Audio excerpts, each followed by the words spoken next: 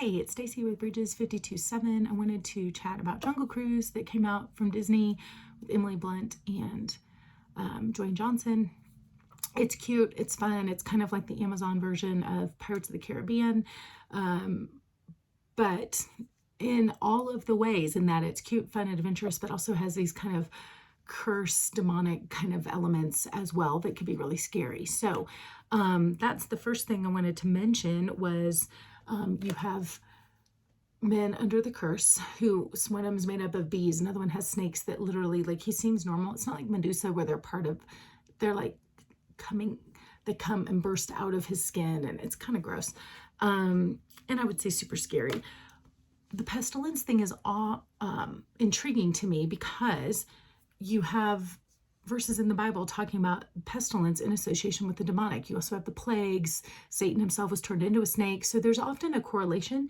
I see that same correlation that happens a lot in Hollywood. Anytime there's a movie about supernatural curses, demonic stuff, whatever, there's so often a pestilence closely involved.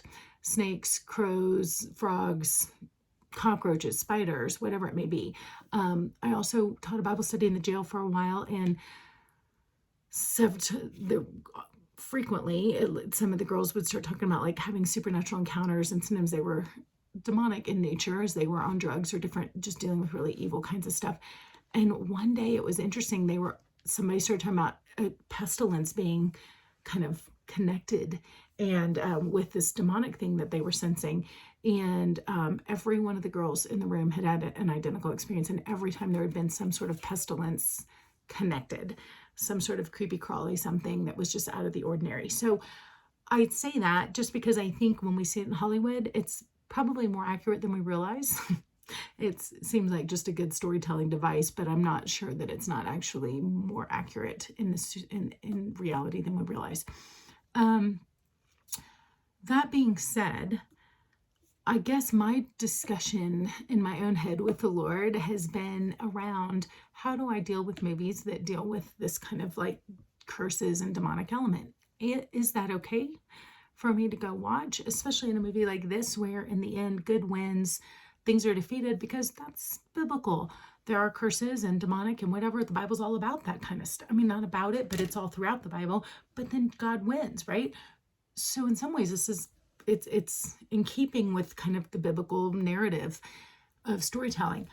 However, I'm concerned when we go and we find entertainment in something that is evil. So if I'm laughing at the demonic, if I'm finding it comical or entertaining, or I'm enjoying the fear or whatever, like at what level am I then worshiping the enemy or giving him access and a right to my heart, thought, mind, emotions? So I still don't know.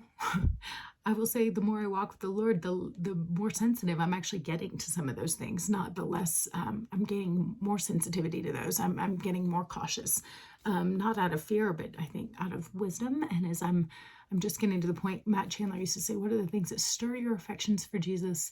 And what are the things that rob you of your affections for Jesus? And the older I get with the Lord, the more mature, the more I start wanting to stay away from things that don't stir my affections for Jesus. So it's an interesting conversation to have as to whether or not you see it. And then if you see it, what do you do with it when you do? And how do we think that was portrayed? Is that honoring to the Lord? Is it not? All the things, right? But like I said, I fully understand. I don't know which way I lean because it is in the Bible. And I'm reading a story every day that has these elements in it. So, meaning I read, as I read the Bible. So, anyways, I think sometimes it can be the same thing as the Bible, but told in a very different way. And one way honors the Lord and one way doesn't. And like I said, I'm Switzerland on this. I'm still debating. I don't know what I think. So, good conversation to have though. The other issue I definitely want to bring up is the gay element that is in this movie.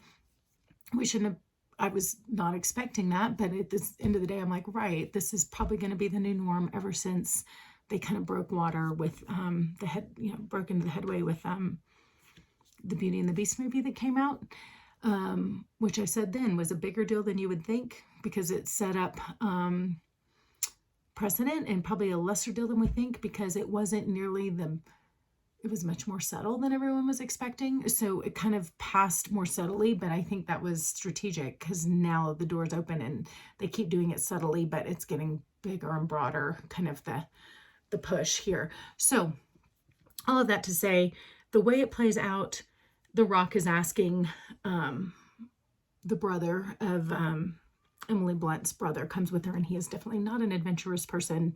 So he's like, why are you here? And he says, well, basically, I had 3 marriages and broke them, or engagements, broke them all off because my interests lay elsewhere. That's all he said.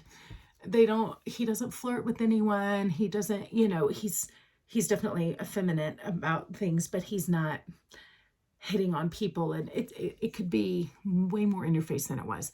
But he said his interests lay elsewhere, and then he would have been pretty much ostracized from all of society. But his sister stuck by him, and she loved him. And for her loyalty and her love and support, he's like, I would die for her. I'll follow her anywhere. I will always be there for her. So the sweetness in that is that the love that she gave him, it does not say that she accepts his behavior, but the way she loved him anyways, totally won his love for her and his affection. Like, he is loyal to her to the death because of that. And I think that's who Jesus was on the earth, right? He loved people where they were at, but he also called them out of it and helped them to be better than that, to make better choices, to turn away from their sin, whatever it may be. And the Bible's pretty clear about his plan for sexuality. So I love people all the time who are doing things that I don't agree with across all kinds of different things. So we can love people well. That does not mean we have to agree with them.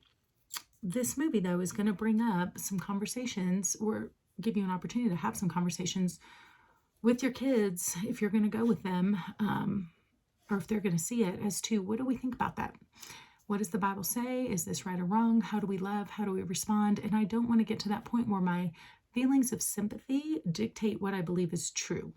So yes, it's really hard when people reject you and don't accept certain things about you. However, I can still love you and not agree with the choices that you're making. It happens all the time. So have those conversations. There is a law of first mention, that whoever mentions a topic first for your children, it is the first time they have a conversation will be the standard by which everything else is judged. So if they're hearing about these things for the first time from their friends or the locker room or whatever, that conversation will then set the standard for how they measure every conversation you ever have with them, or the Bible, or anything else that brings it up. So you want to be sure that you're getting a chance to have these conversations with your kids before the culture does. So I say that to say, that may be a deal breaker. You may not want to go see this movie because that's in there, or you may say, we're going to go see it and then have a conversation about how do we love people and respond, whether we agree or don't agree with what they're doing. So there's that. Let me also just bring up 4 other fun things, kind of connections to the Bible. There's a tree of life that's basically in kind of a Garden of Eden. And that's where the whole curse comes from, when people abuse that, and then they're all kicked out, and that's kind of the backstory.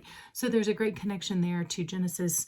There's a river that's kind of a river of life, which is ties into some of the imagery that Jesus would use about living waters and river of life and so forth. Also, there's a man who dies for someone else, sacrifices himself, and then he is brought back to life. So in that moment, you've got a kind of a Christ figure.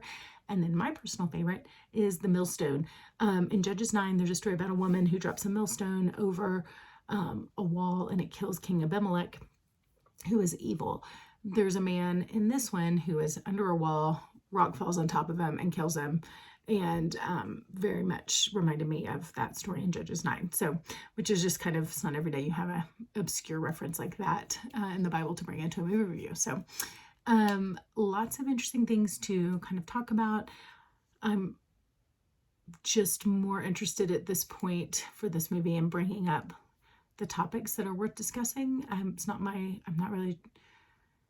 I can't tell you how to think about them because I'm still working out some of these things for myself with the Lord. So this isn't about right or wrong. It's about just entering into the process with the Lord and allowing the Holy Spirit to guide you and your family as you interact with him and with the culture all at the same time. So, and with other people. So hopefully this helps and at least gives you some preparation as you go.